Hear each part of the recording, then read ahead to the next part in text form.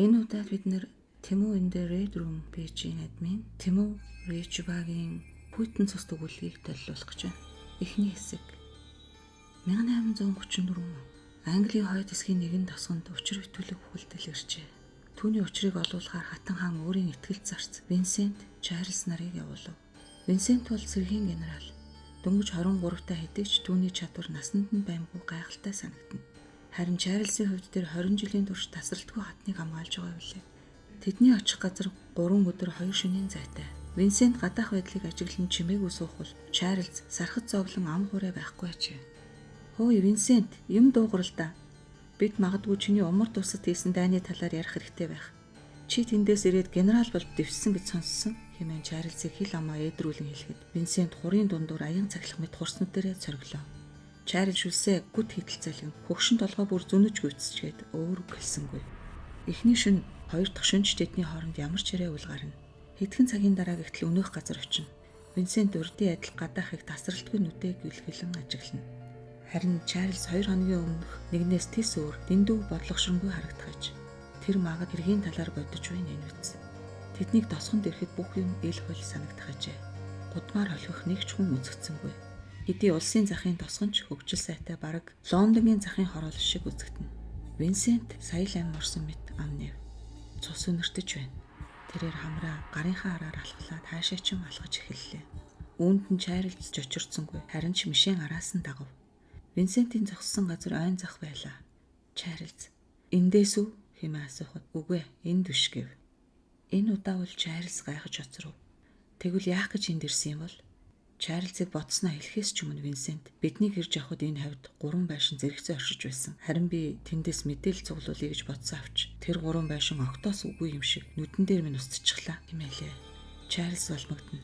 Тэр ч бас замыг ажигласан. Гэвч түн шиг нарийн ширээнийг харж аваагүй бололтой. Одоо тэгээд яах вэ? Винсент эргэн алгаж бид эхлээд буудлах газар олох хэрэгтэй болов эрхмэ гэв. Тэд гэрэлтэй харагдсан байшин бүр дээр очих хин чаалгаа үлдээлнэ. Эцэст нь тэд энд баймайг үзэсгэлэнтэй 2 давхар байшингийн өмнө тулв. Лут харагдаж байсан гэж. Чарльз уртаар санаа алдан. Хэрвээ энэ айл зөвшөөрөхгүй бол гадаа хонцгоё хэмээн сонсогдох төдийхөн шивнэлээ. Байшингийн хаалгыг 20 орчим насны залуухан бүсгүй хагас сонго олгов. Үчи минь татагтай. Бид Лондонгоос Блэкпүрн орох гэж яваа юм. Харин сүүх тэрэг минь эвдэрчгээд хоноглох газар хайхаас өөр арга байсангүй хэмээн Чарльз эгчд буй мэт байдалтай өгүүлв. Өнөөх эмэгтэй ойр тойрныг ажиглаж байгаад хурдлаарай хэмээн шивнэлээ. Тэднийг байшинд ороход Лондонгийн нэгэн язгууртан айл ухтаад авах шиг болов. Бүсгүй тэднийг орч очны өрөөнд үлдээгээд өөрөө цай бэлтгэхээр цаашаа явлаа. Винсент дахиад л гараараа хамраа халахлан цусны өнөр хурц гисээр нүдэ ханин хөмсгөө атруулах аж. Тэр дайны талбар цусан дунд удаан зогсноосоо болоод энэ өнөрийг хэдэн метрийн цаанаас ч өнөрлөж чаддаг болчихсон байна. Бүсгүй тэдний урд цайг нь өрш тавиад өөдөөс нь харан суулаа. "Намайг Мэри гэдэг. Би энэ гэрийн үйлчлэгч. Ноёнтой хатагтай хоёр та хоёрыг оруулсан гэж уурлахгүй болохоор тэднийг ирэхэд 50 суугаарай" гэд инээмсэглэв. Чарльз ч бас өөдөөс нь инээмсэглээд "Баярлалаа хатагтай. Би бол Чарльз Бакли. Харин энэ залууг Винсент Пинкнайт гэдэг" хэмээн танилцууллаа. Мэри Винсент рүү хараад "Язгууртай айлын хүү бололтой" хэмээхэд "Үгүй дээ. Би дундаж гэрүүлээс гаралтай" гэд яриаг эцэслүүлв. 10 хором тэдний хинэн ч амнаасаа аваа гаргасангүй. Удтал сууж салхсан Чарльз "Танаа тосгон нэг л чимээгүй юм аа та" хэмээн Мэри лүү харлаа.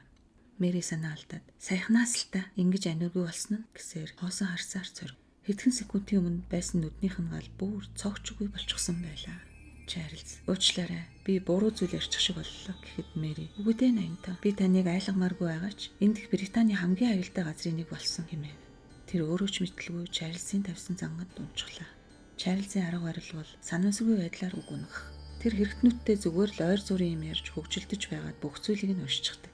Иймдээш тэр хатны итгэлийг хамгийн хүртдэг нэгэн болсон биз.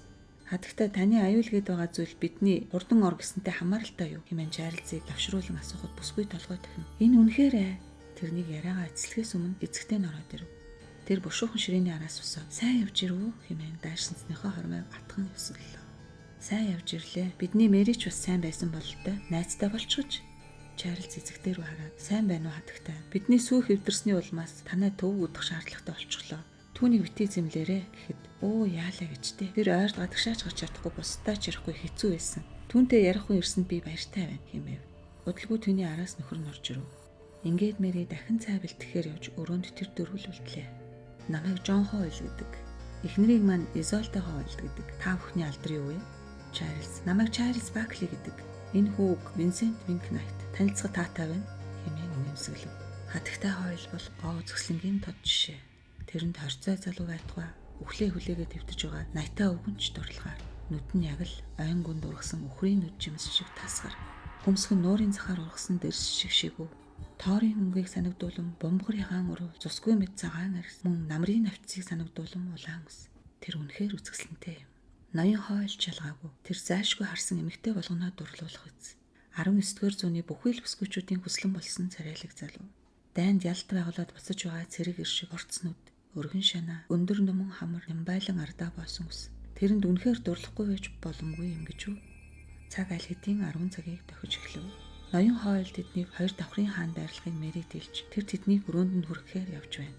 Хойл тэднийг тусад нь өрөөнд оруулж хэлсэн ч тэд нэг нэгнээсээ салахыг хүсэхгүй байгаа нь илт байлаа. Мэри санаан зовсон байдалтай. "Ноёнтаа та хажуу өрөөнд нь байрлан шүү дээ" гэхэд Винсент жишимч өгөө түүн рүү хараад толгоогоос гисэрлээ. Чарльз Мэри тандан "Тэр ганцаараа унтаж тасаагүй юм аа. Энэ өрөө их тохилог болохоор зүгээр дээ. Та явж амар" хэмэв. Мэриг өрөөг орхисны дараа Винсент амнээж агууц сүрж байна. Чарльз инэв хэлэв. "Чи үнэр аваа юу" гэхэд өөр зүйл байсан. Цус биш, хариус үнэрсэн. Тэд магадгүй найранд очсон байх гэв. Чарльз ингэдэл санаа алдаа. "Би чамайг том загас барьчихсан юм байх таа л гэж бодож байлаа. Ажлаа маргааш эхлэе дээ" гэсэнд Винсент ил дургуутсангаар "Бид амрах гэж ирээгүй" хэмээн ширүүн дуугарав. Уур амьсгал нэгэн твдэрчээ. Нэг муу жаал загнуулснаа гайх Чарльз хүмсэг зангидан суухал яг чанга хурд нь ажлаа хийхгүй байгаад нь урам хугарсан Винсент нүдээ эргэлдүүлнэ. "Винс, чи тэгээ яг яамаар байгаа юм?" Винсент энийг л хүлээж байсан мэт дээш огцон өндөгөөд "Бид анд гарах болно" гэлээ. Тэд өөрсдийн оронд дэр чихэж орхио асаалттай байгаа лаануудаа унтраа цонхоор доош аль болох чимээ гарахгүй хичээн буулаа. Винсент гүнзгий хамсгааваа "Байц" гэд таг дуугаа зогсчихсон тэр цус. "Энэ цус байна." Винсент баруун тал руу гүйх шахам алхаж эхэллээ. Ердөө 3 байшингийн цаана ирээд Винсент хөшсөн мэт зогсов. "Хөө яасан бэ Винс?" Чарльз лавлах мэт асуув. "Ихэн үнэр байна. Цогцс байгаа олтой" хэмээлээ. Чарльз бушуухан хаалгыг нэхийн түүс болно. Гэвч хаалгыг дотроос нь янт өгчжээ. "Чөтгөр гэж энэ онгоо ахгүй." Винсент ар талаар нь орё. Арын хаалганууд хэврэг байдаг хэмээн хоошоо түргэн алхана. Тэр догдлоотч байгаа юм шиг. Гэхдээ энэ Чарльзад огт таалагдсангүй. Винсент арын хаалган дээр ирэн түлхтэл онгорхой байж таархан тэр. Энэ магадгүй аз уу? Харин тэдний харсан зүйл жинхэнэ солиор илгээч зүйл байв. Тааснаас гоёл мэтэл өсөн толгой нүүд. Хан дагуулan өлгсөн гэр бүлийн зурган дээгүр уран сайхны бүтээл мэт цацарсан цус.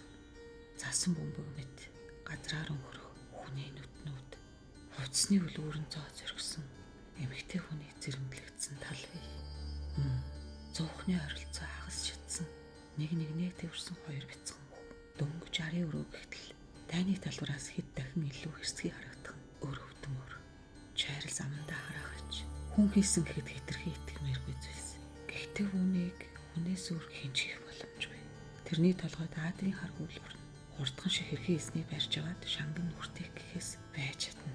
Винсент бараг муужрах төв бололтой дайвалцсан алхахч. "Винс чи зүгээр үү? Биш чин тавгүй байгаа бол буцацгаая." Хэтэрхий удчихсан байна. Хуучны хачин дурсамжаас болоод л ингэж байгаа юм. Утгагүй зүгээр болчихно. Винсентийн хоолой үнэхээр хаслантай сонсогдно. Өмнөд улстай хийсэн дайны үеэр тэр ердөө хортой байсан юм. Тэрний бүгд стратегч газрын зүрх гэж дуудана. Тэр эхний нэг жил дайны галд хуруугаад дүрсэнгүй. Тэр зүгээр л ялах магадлал хамгийн өндөр сонголтыг л бэлдэж өгдөг байлаа. Тиймдээш тэр гайгүй нэр хүндтэй болоод амжив. Үүнээс яг нэг жилийн дараа түүний зохиосон төлөвлөгөө бүхэлдээ нурж нийт цэргийн 3/1-ийг алдсан юм. Энэ мэдээ түүнд хүнд цохилт болж утсан лавтай. Тэр ердөө 22-тай шүү дээ.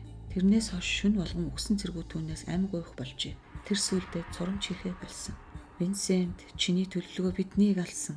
Амаатат. Винкнайт намайг авраач. Амаатат. Чи биднийг алчгаа цаашаа юу ч болоогүй юм шиг амьдрч чадна гэж бодоо юу? Амаатат. Чөтгөр гэж би хүсээгүй гэж байна." Тэрний нүднээс нулимс нь хяналтгүй урсна. Зөрхрэн ойлгох түүний хоолой дэндүү гонигтай.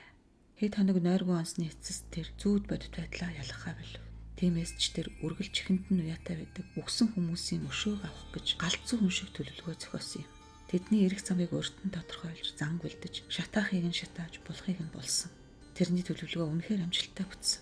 Тэр хэд хоногийн турш цусан далайд сэлсэн. Таарлцсан хүн болгоноо завчаад л. Тэрнийг бүгд л сүнсэн генерал хэмээн нэрлэж байв. Үнэндээ анхны хэлбэр сүнсэн генерал байсан юм. Тэрний дайсны цогцсон дээгүр үнэхээр бахархалтайгаар алхаж байсан гэж. Хинч түн шиг дайсны голомт руу улайран дайрахгүй байлаа. Ингэснээр тэр өмнөд улсын нислэд хүрч очсон юм. Тэр галзуу хүн шиг л айшилж байсан. Гэхдээ түүний өмнөд зүгийн хааны толгойд завчиж байхтай гаргасан ер үсгийн гунигтай нэмсэглэлийг цэргүүд нь одоо хүртэл сандаг. Харин цус үнэрлэх мөчт нь энэ дурсамжинд сэтэрсэн болол та. 1-р хэсэг өндөрлөв.